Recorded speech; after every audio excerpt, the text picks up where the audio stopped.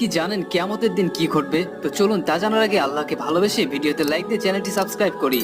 তো বন্ধুরা, কিয়ামত যখন কাছে চলে আসবে, সূর্য পশ্চিম দিক থেকে উঠবে। ঠিক সেই দিন বা পরের দিন মক্কার কোহিতুর ফাটবে এবং সেখান থেকে ভয়ঙ্কর এক জানোয়ার বের হয়ে আসবে, যেমন ভাবে হযরত সালেহ আলাইহিস সালামের উটনি পাথর থেকে বের হয়ে এসেছিল। এইভাবে জানোয়ারটি বের হয়ে আসবে। জানোয়ারটির নাম হবে দাব্বাতুল আর্দ। এটি 60 গজ লম্বা হবে আর মানুষের মতো দেখতে হবে। উটের মতো পা হবে, ঘোড়ার মতো গলা হবে, হরিণের মতো শিং হবে এবং বাদরের মতো হাত হবে।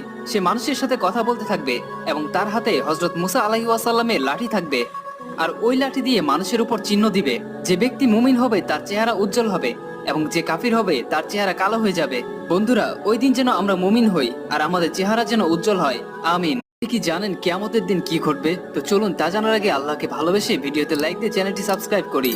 তো বন্ধুরা, কিয়ামত যখন কাছে চলে আসবে, সূর্য পশ্চিম দিক থেকে উঠবে। ঠিক সেই দিন বা পরের দিন মক্কার কোহিতুর